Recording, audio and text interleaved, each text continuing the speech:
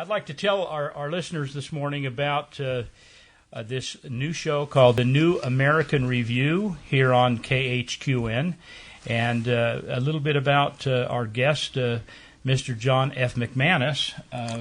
Did you read that information on his biography? Oh, I did. It sounds like he's had an interesting past, an interesting entrance into the John Birch Society. And we've got this show regarding the JBS, John Birch Society, and their magazine that they publish is called The New American, and this is the New American Review. And I think you folks are going to be real surprised at what we discover when we interview John.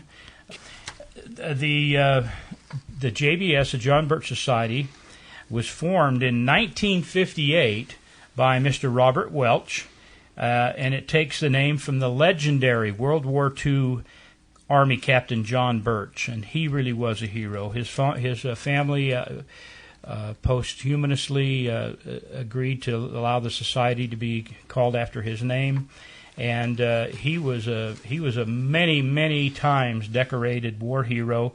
And 10 days after the end of the war, he was summarily executed by the Chinese. That fact was covered up for several years until the family hired a private investigator and finally found some way of getting him exonerated and let the people know. And that affected Mr. John Welch so much that he said, hey, what's going on with this government? They would cover up that story about a war hero. So he started the organization, and the goal, overall goal, has never been altered in 50-plus years of their existence, and that has always been to create a sufficient understanding amongst the American people about both their country and their enemies so that they can protect their freedoms and ensure the Constitution's continuation and the nation's independence.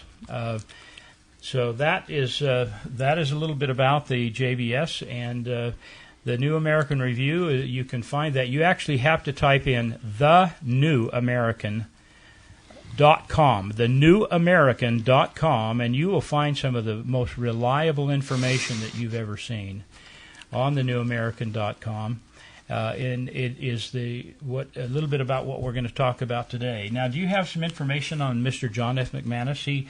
He has been the president for many years. He's been with the society for since 1966, and he's also the publisher of the New American magazine.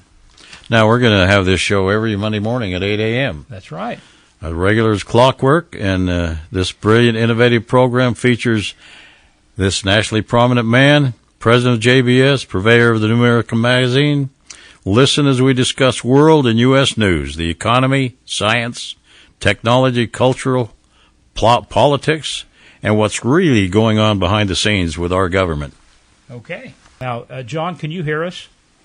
I can hear you, yes. Okay, well, that's good. We got you in now. They fixed the connection, and our engineer was good enough to find what the problem was, and it was an unplugged connection. So, John, why don't you introduce yourselves a little bit more than we have, and we're sorry we got on a little bit late with you. We're having technicalities. We're not on our main stage. We're actually on a stage downstairs, and they're building a set upstairs on the main level at the main cyclorama, and they're shooting a movie all week long there. So there's a big set built on the stage, and they've colored the cyclorama from white to green for the chroma key green. But you are we're connecting with you in Boston this morning, John. And tell us a little bit more about yourself. You've been with the society since 1966, and you're one of the official spokespersons for the society. You're also the publisher of the magazine. That's correct. I actually joined the society in 1964, and in 1966 they asked me to take a staff position, and I did. So it won't be too long before I'll have my 50th anniversary working for the John Birch Society. Well, that is absolutely amazing. I'd love to hear a whole bunch about that story. But you are the president of the John Birch Society, and that's true. And I tell people that if you hang around long enough, sometimes they make you president. I became president in 1991. In 91. a little of my personal background. I was born and raised in Brooklyn, New York, and a graduate of Holy Cross College, at which time I took a commission in the United States Marine Corps. I served for 3 years on active duty with the Marine Corps. I never saw any combat, but I guess I could say I was ready if it came. Semper Fi, John. This is another former Marine, Orion Marler. Orion is our cohort here, and he also is a Marine. That's wonderful. We got 30 seconds, but I would like to at least address a little bit about the new Online Freedom Index, so our listeners can know what it is and where to find it. And good morning, and welcome back to KHQN Radio 1480 here in Utah. And we are so fortunate to have the maiden broadcast today of the New American Review with President John F. McManus, a very well-known figure. I've known him for years. I've listened to him broadcast on other programs, and also I've listened to him give speeches and addresses in several states. John, we're just so pleased and happy to have you here with us on the air for your own show.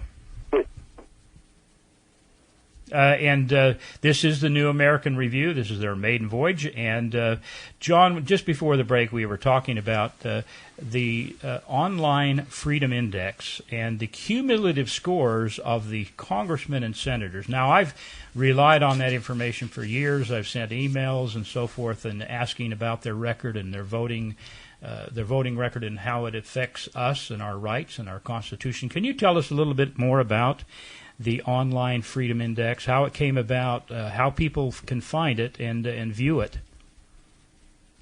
Well, twice a year, our magazine, The New American, publishes what we call the Freedom Index, excuse me, and it rates congressmen on their adherence to their oath to the Constitution, whether they supported the Constitution and its limitations on government, or whether they voted more government than dangerous proposals for the country. So twice a year we rate them on 10 issues, and every member of the House, all 435, and all 100 senators are rated. So anybody anywhere in the country can go to this index and look up their own senators and their own congressman and find out how he's doing and whether or not he's being faithful to the purpose that he was sent there. We have recently introduced an ability to go back and to look at not just the current situation regarding a congressman or a senator, but to go back over recent history and check what he's been doing over the recent years. The way to do that is to go to the newamerican.com /Freedom Index and another /. Okay, so let me repeat that. Let me repeat that, John, because if you type in just newamerican.com, it's not your website. You have to type in thenewamerican.com. Yeah, you have to put the word "the" first, and it's all one word. The New American, all one word. Yes. .com /Freedom Index and another /. Or you can simply click on Voting Index in the bar at the top of the newamerican.com website.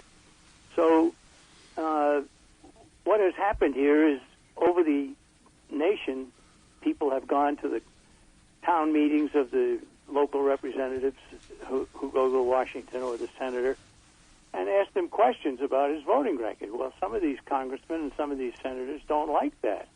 They don't want people to know how they're voting. They just come back and tell them that they're doing a wonderful job and please keep supporting me and send me money so I can get reelected and so on.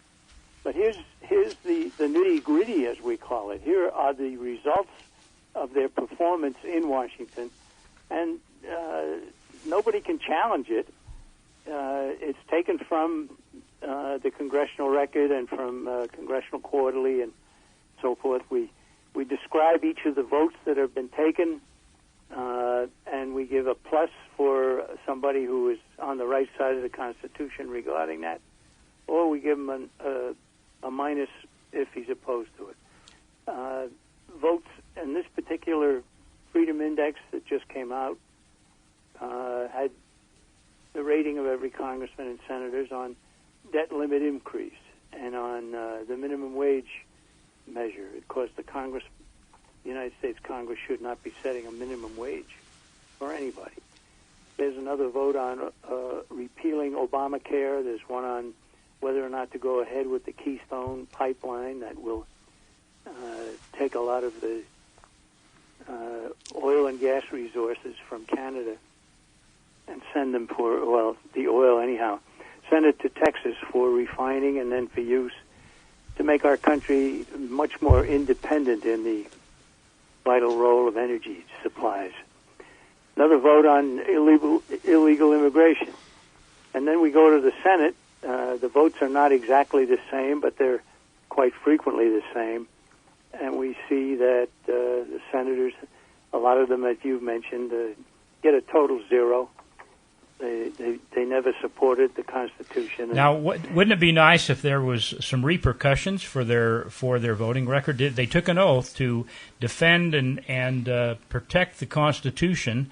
They took that oath. They raised their right hand and they put their left hand on the Bible, and they swore that they would protect the Constitution, and support it. Now, when they take that oath, they don't each have a Bible in front of them, but it's just the same thing. They do it as a group. Congress will meet in every second year. The House meets, and the Senate also, and they're asked to swear an oath to defend the Constitution from all enemies, foreign and domestic. Sometimes they forget that part of it. They right. think that the oath is only something to do with going to war, but it isn't. It's got a lot. Now, let me mention this: that it's quite obvious in anybody who knows the Constitution and its limitations on government, that person would know that if the federal government were adhering to the Constitution of the United States, the cost of the federal government would be 20%, and the number of employees in the federal government would be 20% its current size. Oh, my goodness. Yeah, and that's easily demonstrable. I had a funny thing happen to me. I was in Montana not too long ago speaking, and I made that claim during my speech. And after the speech was over, a fellow came up to me, and he, great big guy, he's almost twice my size. And he looked down at me, and he says, "You said 20%. How about 5?" And I said, okay, 5. He might be right. Now, if the Constitution were fully enforced, there would be no federal involvement in education, in housing. There would be no food stamp programs. There would be no environment under wars. There would be no involvement in all kinds of international entanglements that we shouldn't be involved in, and so on. So the Constitution still stands, and we're great protectors of the Constitution. And we'd like to have more Americans become aware of that, and then, of course, hold their congressmen and their 2 senators, hold their feet to the fire. Well, and this is kind of off subject, a little bit of a sidebar, but how in the world does our Supreme Court judge that Obamacare is constitutional? I'd like to have that demonstrated to me a little bit better than it has been. Well, me too. The Supreme Court is a good portion of the problem. But, I've talked to several congressmen about this, and they've actually looked surprised. They didn't know that the House of Representatives can limit the jurisdiction of the Supreme Court.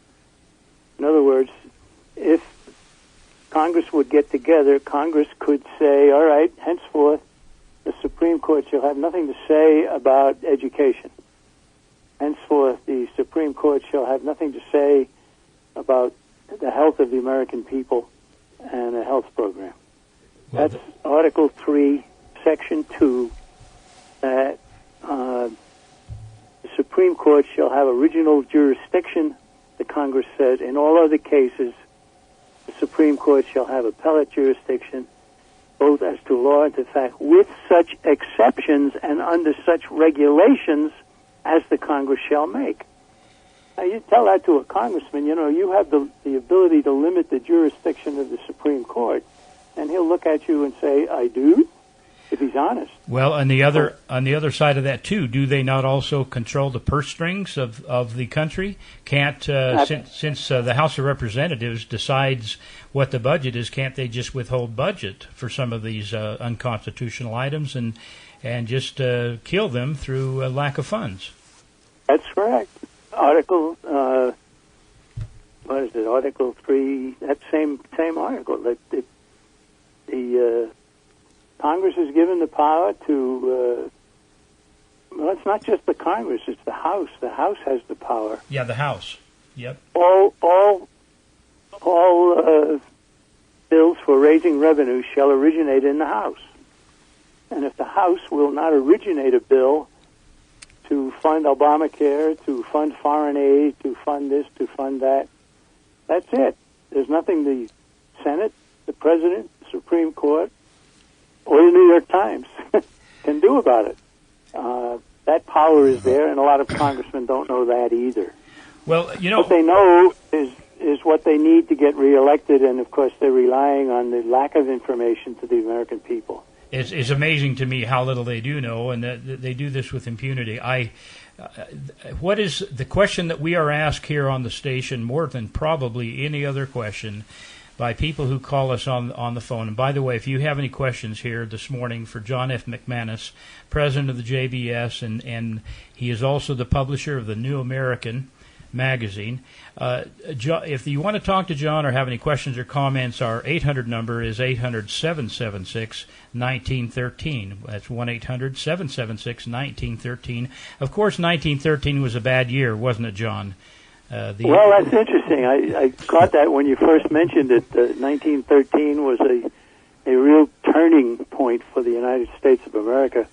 3 very important things happened in 1913, all bad. The first was that there was an amendment to the Constitution saying that senators should be chosen by a direct election of the people. Prior to that, the state legislature had the power to name a senator and to send him to Washington and to tell him that his main purpose in being there was to protect the rights of the states against the federal government. Well, after the amendment was passed in 1913, then the senators became just like congressmen, just like the members of the House. And they weren't representing the states anymore, and the state power continued to decline, and the federal power continued to grow. Well, that was the first of the things that happened in 1913. The second was the passage of an income tax. You can get a kick out of reading the debates back in that period. Somebody said, well, when we pass this, let's make sure we limit it to 5% of income. And the response was, no, don't put on 5% income as a limit because that will mean they'll go to the 5%. So they didn't put any percentage on it. Now it's 25, 30, 40%. Well, let's continue this conversation after the break, John. That's interesting information. We're here on the New American Review right here on KHQN 1480 and streaming also worldwide. Welcome back to our show this morning. This is our maiden voyage with the New American Review right here on KHQN 1480, and we're streaming to you live worldwide, and we're also streaming to you on Google Hangouts. That's the new social media where you can hear us, and you can also see us on Ustream, or you can catch us on YouTube. Now, folks, let me just say that if we've got this morning here President John F. McManus with us, and if you want to give us your contact information, John, how do they send you people some, if they send an email or a question, how do they contact you? Well, they contact me by just J. McManus, McManus, at jbs.org. J. McManus at jbs.org. Okay, so that's the contact information. Go ahead. All right, I'm going to be with you from week to week, but I have to say I had an engagement already arranged before we got into arranging this for next Monday, so I can't be with you next Monday, but I can the week after that, and then subsequent weeks. And that's good to know that. Now, I know that the gentleman who's in charge of your publicity there, Bill, he said that you might have someone to be able to cover for you, Greg or someone, I'm not sure, but maybe we can talk about that, later on. If you want to listen to this show or watch it, you can go to our website. It's utahtalkradio.com. That's utahtalkradio.com. And on the upper left-hand side, there is a little microphone to listen live, or there's a little camera that said watch live, and you can press on either one of those, and they will take you either to the video or the audio stream. We were talking through the break. Now, those of you with us on television were able to hear what happened in 1913, and three terrible things that directly altered our freedoms and what we are about here in this country. And we are seeing the rights go from local to from the bottom and going to the top, rather than the way it was intended, to that any right that wasn't already established in the Constitution or the Bill of Rights stayed in the hands, the control stayed in the hands of the state or the people. And we've seen just the opposite, haven't we, John? Absolutely. More power to Washington all the time. More power, more taxation, more inflation, which is a hidden tax on people. It just continues to grow, and we now have undeclared wars. We have federal involvement in many, many areas that it has no constitutional authorization to be involved in. And it's got to stop, because if it doesn't stop, it's going to be total government. Well, and the end of freedom. And for you who are just joining us, we're here on KHQN 1480, and we're with the New American Review with the President John F. McManus. I'm your host, Paul Jensen, and we've got our host here, Orion Marler. Orion, it's good to have you with us this morning as well. Well, it's good to be here, and I have a question for John later on. You can go ahead with that if you like. Well, I just wondered if the John Birch Society has any contact or help from the Tea Party movement. Well, the Tea Party movement is separate, but a lot of our members across the country have helped to start the Tea Party in their community. Sometimes the leadership of a Tea Party is being accomplished by a member of the John Birch Society. Okay. The goals of the Tea Party, in general, are the same goals we have, and that's less government, more responsibility, and with God's help, a better world. There are some Tea Parties, unfortunately, that have been led by individuals who are simply trying to establish a political base for themselves, and therefore they don't want to have any cooperation or any contact with other groups. They just want to be the king in their own little castle, I guess you could say. But generally speaking, the Tea Party movement has been a plus. Sometimes we say it's people trying to reinvent the wheel, but anyway, we're glad to see people off the couch and out doing something to try to save their country. Well, that's got to be discouraging from you from the beginning, is that you're putting this message out of less government and adhering to our Constitution and more personal responsibility and less intrusion. And yet, how often do you I've thought of this many times through the years. How often do you get discouraged up there and say, how much longer can we continue to tell you people that you need to be involved in your country, and you need to be involved in politics and where this country's going? It just surprises me, but I've often wondered, well, maybe you are get discouraged at times up there. Well, no, we don't allow that word in our vocabulary. Okay, good. Discouragement is the work of the devil, in my view. All right. Over the years, the John Birch Society has had many victories. Small ones. Small ones. Sometimes, occasionally, a large victory. Well, I actually have that for a future show. I've gone to your victory page on your website, and if people want to see that. But I was actually I was thinking of doing that next week, but I'm going to wait until you get back in town, and I would like to go over some of the victories that you people are responsible for, and I think our listeners are going to be very interested in your successes. There's been a move on to have a constitutional convention. Some people say, well, we ought to have a constitutional convention to prevent abortion or to balance the budget or something like this. And they don't seem to realize that a constitutional convention cannot be limited. And if you get a constitutional convention started today, the people who would be the delegates from the different states would end up destroying the Constitution. Yep. The only constitutional convention in the history of our country occurred when delegates were sent by the Articles of Confederation, and what they did in convention was abolish the Articles of Confederation, come out with a whole new constitution, and that precedent is something that we have to let people know about so that we don't have another constitutional convention. To do away with the Constitution. Yeah, if we want to amend the Constitution, let's go ahead and do it. Now, let me, if I could, explain to you in the words of somebody else what the John Birch Society is all about. Okay. And I'm going to quote a fellow named Thomas Jefferson. He said, I know no safe depository of the ultimate powers of the society, but the people themselves. And if we think them not enlightened enough to exercise their control with a wholesome discretion, the remedy is not to take it from them, but to inform their discretion by education. Inform their discretion by education. The John Birch Society, if it's anything, is an educational institution. What we seek to do is to make Americans aware of the great heritage we have as Americans and to work to protect what we still have of our freedoms, and there are many, we still have many freedoms, and to ward off federal usurpation of power, federal takeover of power, and so on. That's what the John Birch Society was formed for.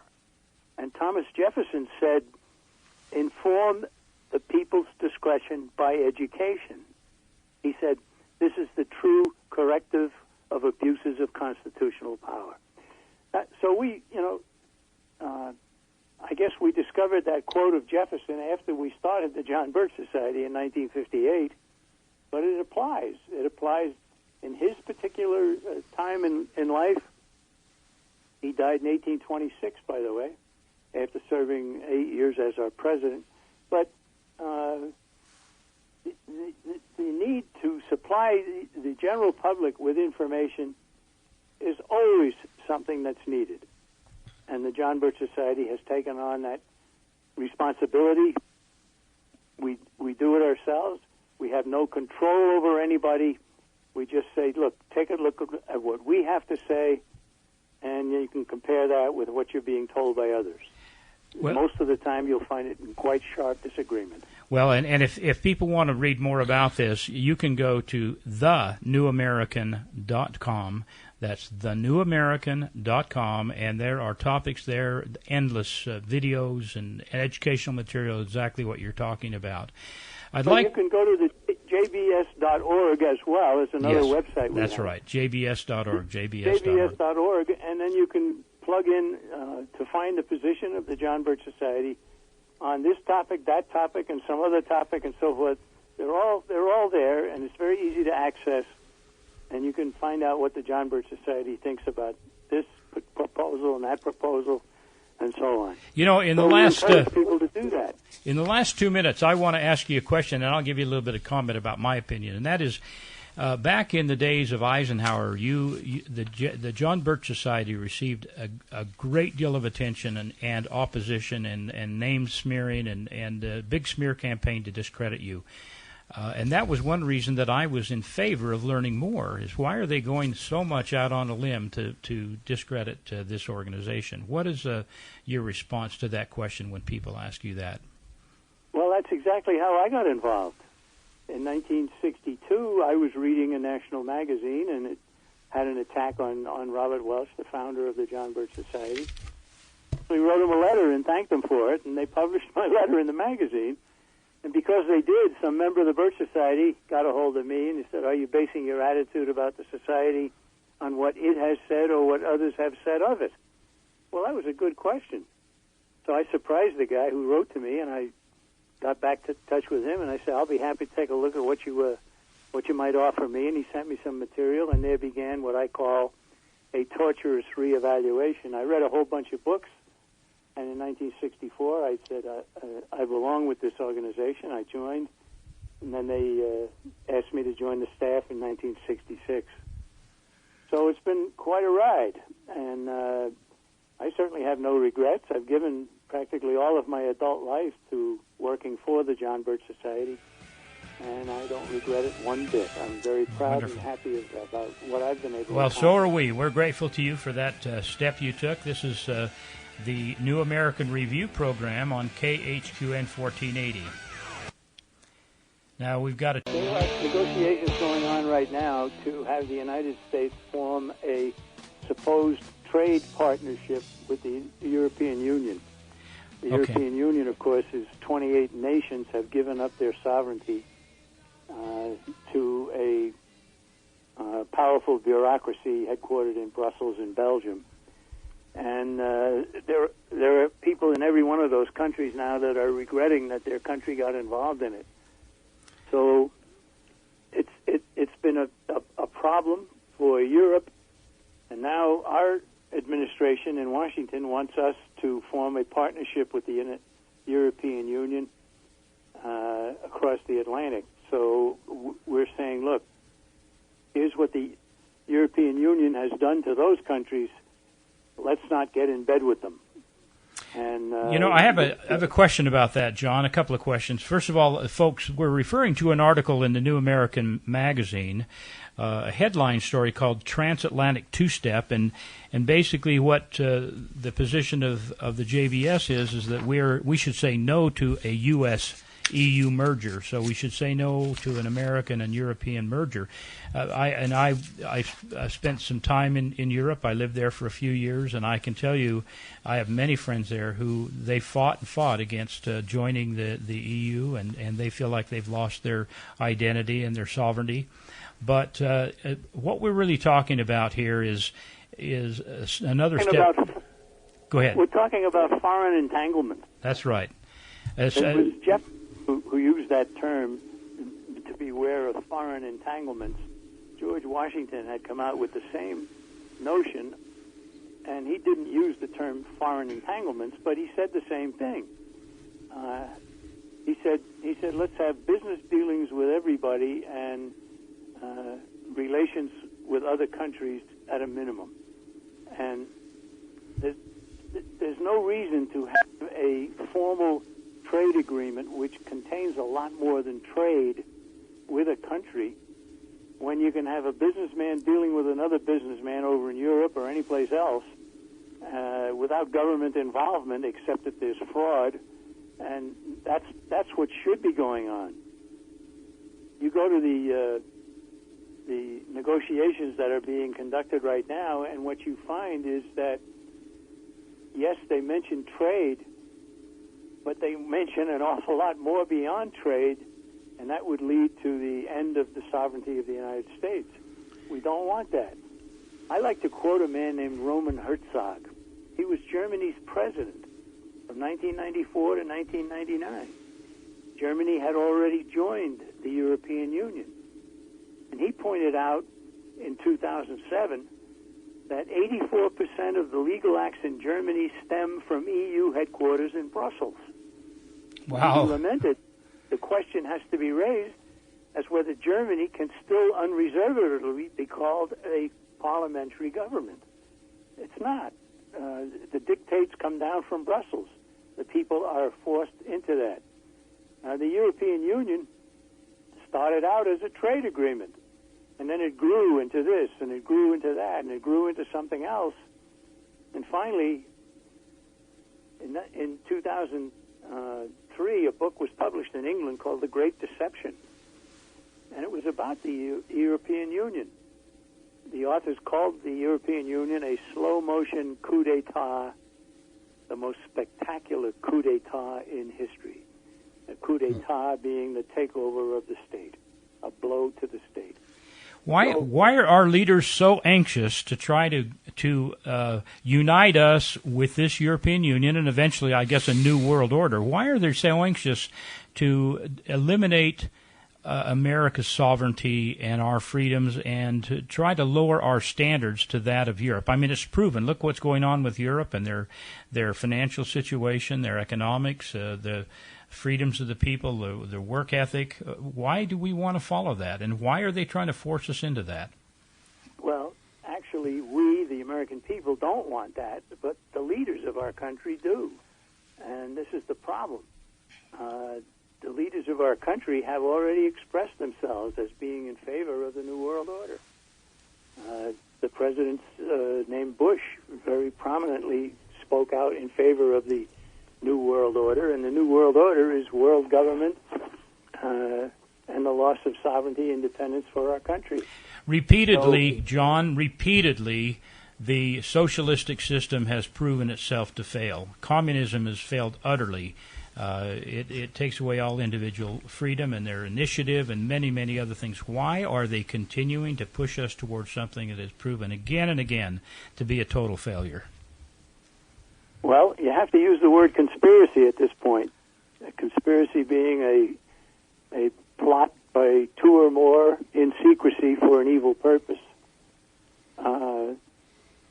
We became famous or infamous in the John Birch Society for saying that our leaders aren't stupid and they aren't ignorant. They're deliberate, and they're deliberately doing this to our country. So when you finally arrive at that deliberate, then you have to start using the word conspiracy. I like to quote a man who once said, the first job of a conspiracy is to convince the world that there is no conspiracy. I thought that was a rather brilliant utterance. Yes. I remember when Khrushchev was banging his shoe on the table, and he told the American people that he didn't need to invade America, that we would implode on ourselves, and that we'd become... children will live under communism.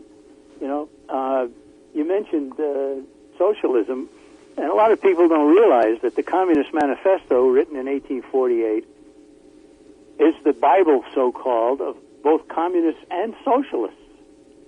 And we have to remember that the Soviet Union was the USSR, Union of Soviet Socialist Republics. So you can lose your freedom to socialism just as much as you can lose it to some socialist who happens to call himself a communist. Well, I can recall very, very vibrantly being in studio on a radio show in San Francisco years ago, kind of a skittish host of this show, but as we went into this subject and that subject and so forth over an hour, he became more free and more open and more glad that he had me as his guest. And he finally ended the show by saying, well, quickly, tell me what's the difference between a communist and a socialist? And I said, a communist is a socialist in a hurry. And he about lost. He just doubled over. He said, ladies and gentlemen, thank you. We'll see you again tomorrow on his show. And that's true. A communist seizes control. A socialist gets you to seize it yourself. You get persuaded to vote for what the socialist wants, leading to total power by a socialist. Well, now, wasn't it Thomas Jefferson that said that he who wants he who will trade freedom for security will have neither? I mean, it was something like that. But yeah, it wasn't Jefferson. That was Franklin. Okay, Franklin. All right, got the wrong guy, but the right quote, I guess. Anyway, hey, you go back to our founding fathers, and you'll find an awful lot of wisdom. Yeah. Well, one of our other talk show hosts was talking about in socialism, you suddenly run out of people with any money to pay for it. That's right. Margaret Thatcher of England said that. The trouble with the socialists is that pretty soon you run out of the people's money. That's right. Well, yeah. I have a real important question here for you, John, and it's what I started to say in the previous segment, and that is probably the most common question we get from our callers and from our listeners and on our emails is, what can we do about it? We feel so hopeless and so helpless. We know there's a problem and we feel like we can't do anything about it. What can we do? Well, history is made by minorities, small minorities, for good or for bad. There's a minority making history for bad, and there's a minority that is gathering strength. The John Birch Society being the leader of it, in order to turn things around. Small groups of people will succeed. And the way to get our country back, I like to tell people, is get yourself a good member of the House of Representatives. All right? House of Representatives has the power of the purse and can stop almost anything. So we start with the House of Representatives. Now, how are you going to get a good member of the House of Representatives? You're going to get a good member by alerting the people to what the current member is doing, retain him if he's doing a good job, and get somebody new if he's not. And the way to find that out is to go to what we talked about at the beginning of the show. Go to the Freedom Index. And if you go to the Freedom Index, you'll be able to look at what your congressman is doing, not what he's saying. This is what he's doing. And you'll sometimes be surprised to find out that the man you thought was really a great American and a great constitutionalist is betraying you. That happens over and over again. So there's always hope. And I can say with all honesty that the forces of less government are gaining strength. They're gaining power. That the Obama administration should unilaterally delay the implementation of some parts of Obamacare, while members of the House of Representatives are talking about repealing the entire piece of legislation. That's good. And more people do that, more people get involved, and so forth. So we encourage people, go to our website, jbs.org, or if you want to go to the magazine, go thenewamerican, all one word, .com.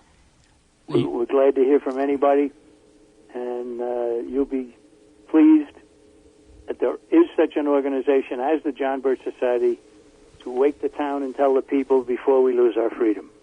You are the town crier, and we are appreciative of the information that you provide, and it's great to have you on this maiden show today, the New American Review. And again, folks, if you want to contact John, it's J. Manus, or J. McManus, and McManus is spelled McManus at jbs.org. Is that correct? That's correct. We're glad to have you here today, John. We look forward to hearing from you in 2 weeks, and hopefully you'll have a substitute next Monday. You're right here on KHQN, 1480 UtahTalkRadio.com.